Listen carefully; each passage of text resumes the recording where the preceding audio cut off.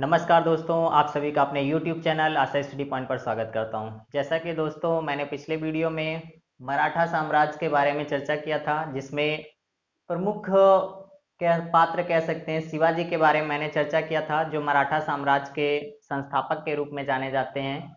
जैसा कि पिछले वीडियो में आप सबने देखा, मुगल साम्राज्य का लगभग कमजोर पड़ता गया और औरंगजेब के समय में अनेक साम्राज्यों का उदय हुआ, जिसमें से हम चर्चा कर रहे हैं मराठा साम्राज्य के बारे में। पिछले वीडियो में हमने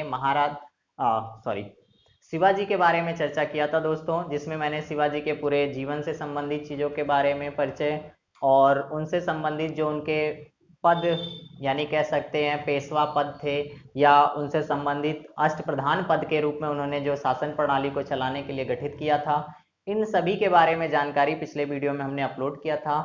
और शिवाजी की मृत्यु 1680 में हो जाती है और यहीं पर वो वीडियो समाप्त किया गया था। और उसके बाद शिवाजी के उत्तराधिकारियों के रूप में मैंने कहा था नेक्स्ट वीडियो में अपलोड किया जाएगा। अगर आपने वो वीडियो नहीं देखा है तो दोस्तों इस वीडियो से पहले उस वीडियो को देख लीजिएगा।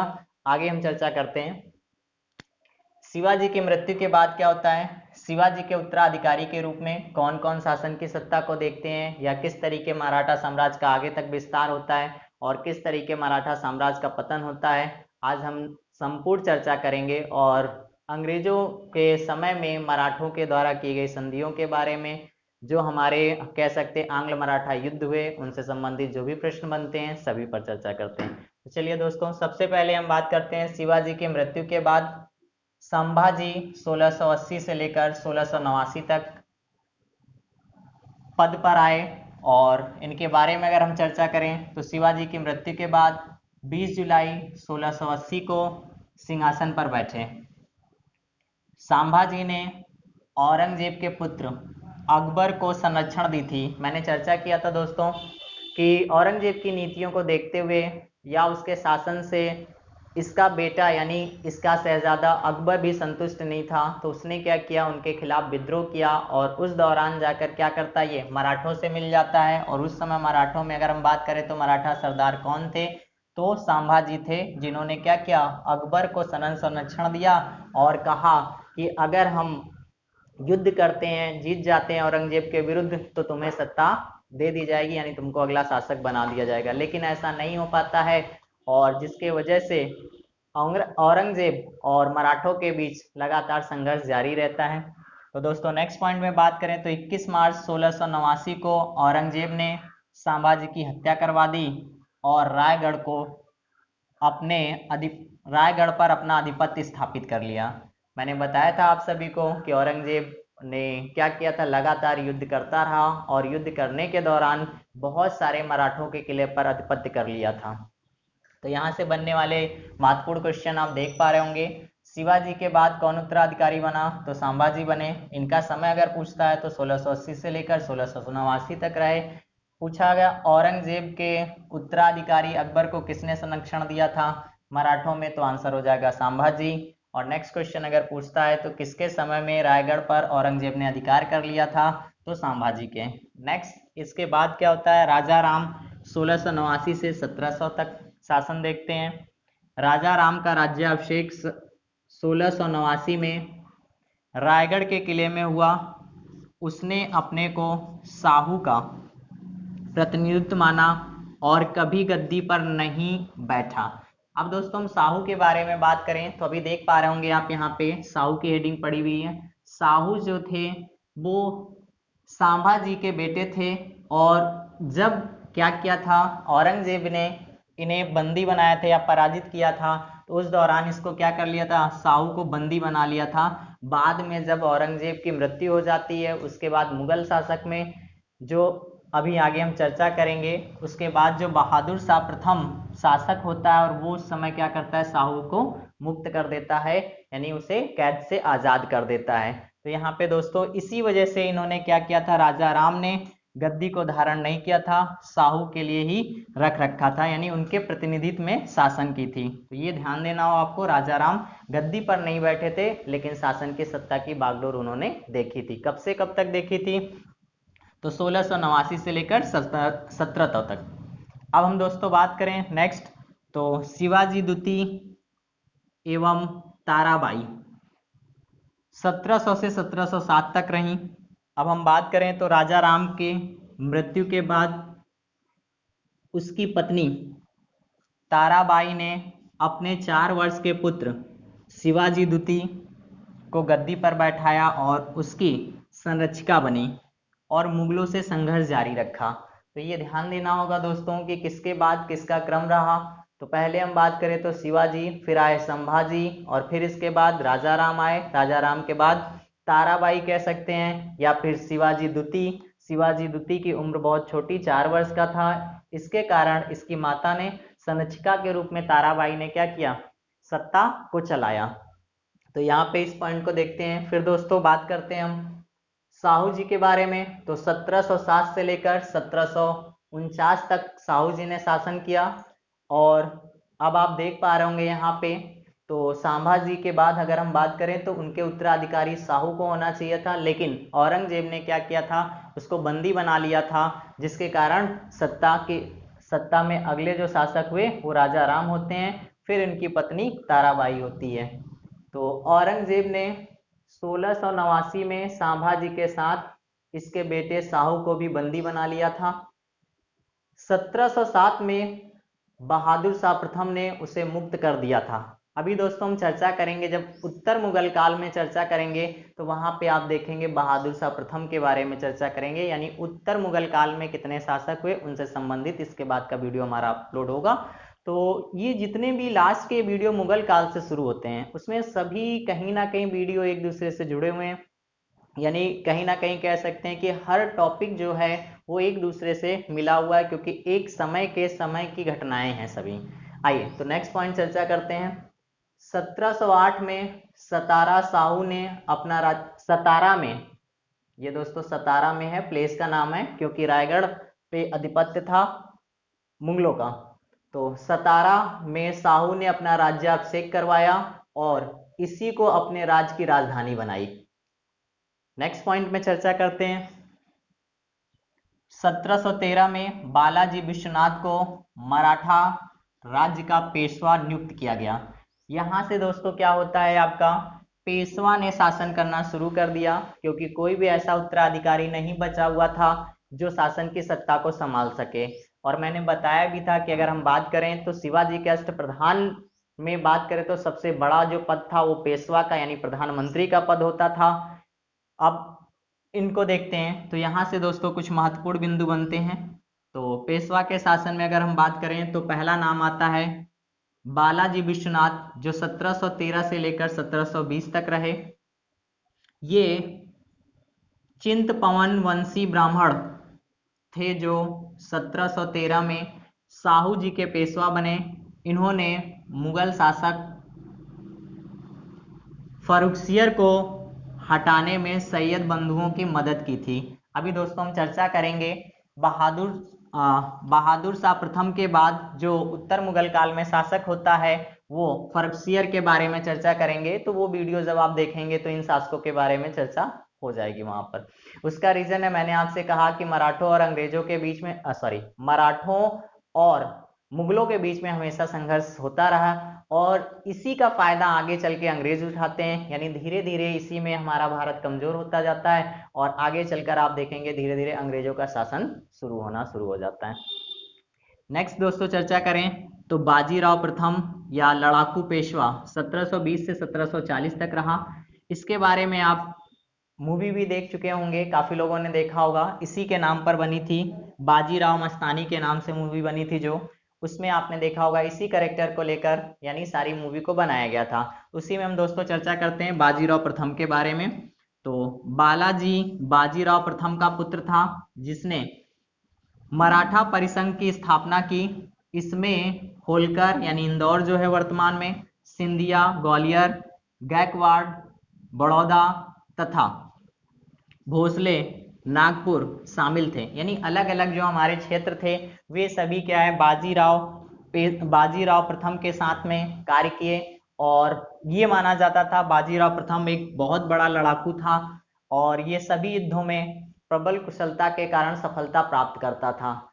लेकिन आप सभी ने सुना भी होगा बाजीराव के बारे में अगर हम बात करें तो इसका एक प्रेम प्रसंग के बारे में अक्सर पूछता है, तो उसके बारे में भी थोड़ा सा नोट यहाँ पे देखते हैं।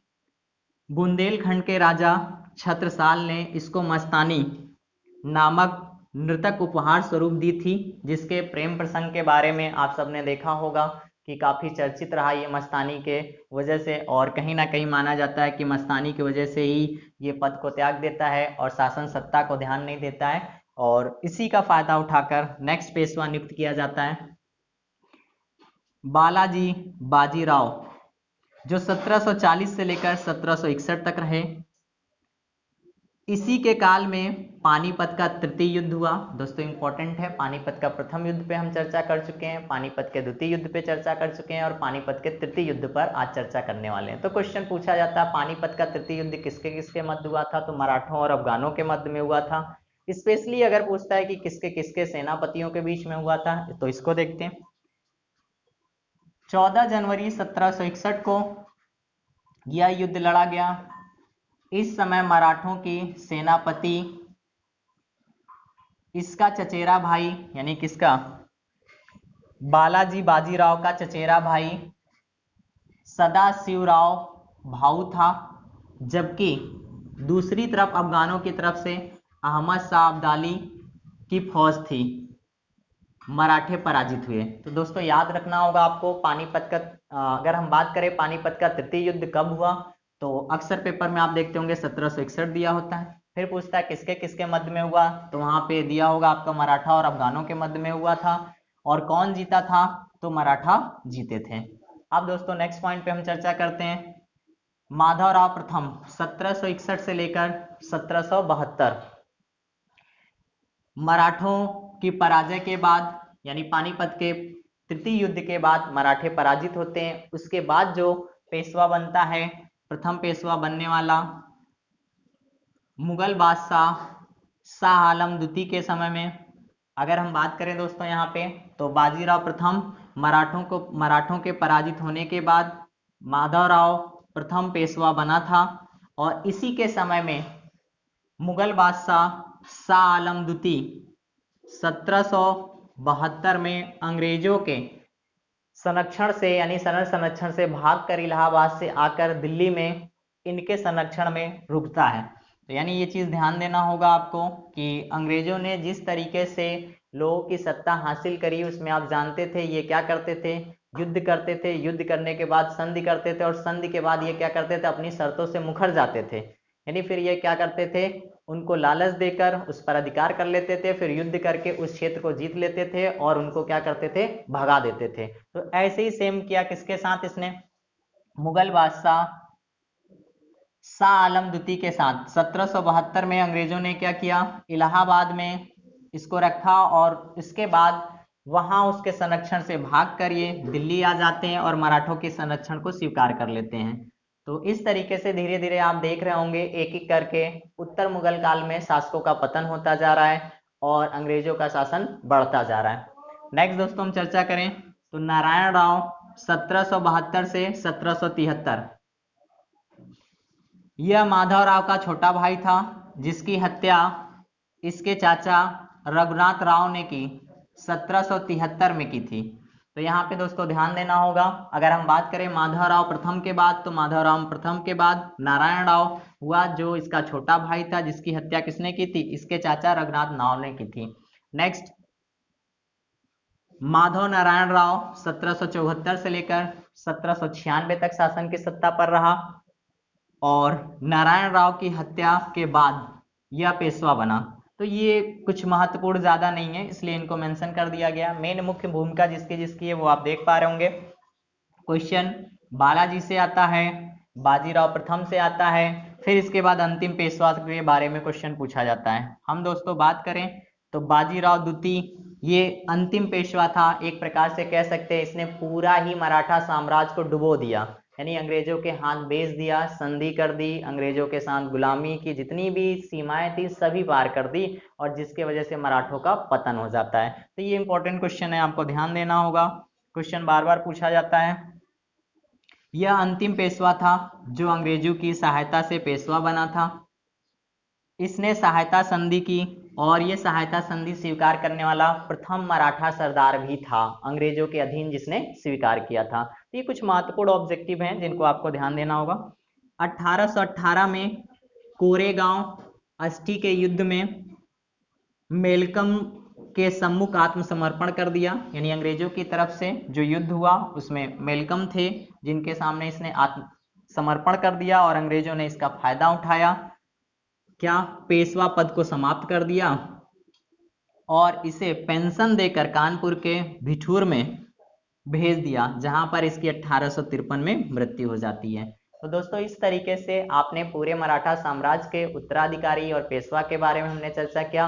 अब कुछ महत्वपूर्ण बिंदु और देख लेते हैं जो मराठों से संबंधित अंग्रेजों से युद्ध और संधियां हुई। चलिए अब देखते हैं अंग्रेजों एवं मराठों के बीच प्रमुख युद्ध एवं संधियां। अगर दोस्तों हम बात करें तो अंग्रेजों के बीच और मराठों के बीच में 3 युद्ध हुआ था। जो पहला प्रथम आंग्ल मराठा युद्ध के नाम से जाना गया, जो 1775 से लेकर 1782 तक चला। दूसरा अगर हम बात करें दोस्तों तो द्वितीय आंग्ल मराठा युद्ध जो रहा 1803 से लेकर 1805 तक रहा। तृतीय आंग्ल मराठा युद्ध के बारे में बात करें तो 1817 से लेकर 1818 तक रहा। इनके बीच में कुछ दोस्तों महत्वपूर्ण संधियां हैं जिनसे कभी संबंधित क्वेश्चन आ जाते हैं, तो इनको भी देख लेते हैं। और पहली संधि के बारे में हम बात करें तो सूरत संधि हुई थी 1775 में, और इसके बाद पुरंदर संधि हुई थी 1776 में, और सालाबाई संधि जो हुई थी वो 1782 में हुई थी। तो इसमें जो दोस्तों पूछा जाता है इंपॉर्टेंट में सूरत संधि है आपका और आपका पुरंदर संधि है, इसको याद रखेंगे। अब द्वितीय आंग्ल मैसूर युद्ध में हम बात करें दोस्तों तो बसीन की संधि कई बार पेपर में पूछी गई है जो 1802 में है, इसको ध्यान रखेंगे आप। नेक्स्ट संधि की बात करें तो देवगांव की संधि है 1803 में हुई थी, और राजापुर की संधि जो हुई थी 1804 में हुई थी। तो देखिए इनको ध्यान देना होगा आप सभी को कि ऑब्जेक्टिव कहाँ से बनते हैं, किस तरीके से बनते हैं। नेक्स्ट तृतीय आंग्ल मैसूर युद्ध, तृतीय आंग्ल मराठा युद्ध के बारे में अगर हम बात करें दोस्तों तो पहली संधि नागपुर की संधि हुई जो 1816 में हुई है, लेकिन ये तृतीय युद्ध के दौरान हुई थी, इसलिए आप कंफ्यूज मत होइएगा कि 1816 कैसे इसमें चला गया। कुछ ऐसी भी संधियां होती हैं जो पहले से विवादित होती हैं लेकिन दूसरे युद्ध में जाकर उसमें संबंध होते हैं, तो पुरानी ही डेट लिखी जाती है। एज एग्जाम्पल कोविड-19 के बारे में आप सभी सुन रहे होंगे, भारत में जबकि आया 20 में, लेकिन उसको कोविड-19 क्यों नाम दिया जा रहा है, क्योंकि शुरुआत उसकी 19 से हुई थी। चलिए नेक्स्ट हम बात करें दोस्तों तो आता है ग्वालियर संधि 1817 में हुई थी। पूना की संधि इंपॉर्टेंट है जिसको आप तैयार कर लीजिएगा, 1817 में हुई थी। और अंतिम संधि अगर हम बात करें तो मंदौर की संधि थी, जिसके बारे में अभी मैंने पीछे चर्चा किया। 1818 में अंतिम पेशवा बाजीराव द्वितीय होता है और जो अंग्रेजों की अधीनता स्वीकार कर लेता है, और उसको फिर क्या कर दिया जाता है, पेंशन देकर कानपुर के बिठूर में शिफ्ट कर दिया जाता है, यानी भगा दिया जाता है, और वहीं पर उसकी 1853 में मृत्यु हो जाती है। तो इस तरीके से दोस्तों आप सभी ने और हम लोगों ने चर्चा किया मराठा साम्राज्य से बनने वाले सारे ही क्वेश्चन आपको मिलेंगे। आप अगर वीडियो को इसको देख रहे हैं तो इससे पहले पिछली वीडियो को प्लेलिस्ट में जाकर जरूर देखें। धन्यवाद दोस्तों।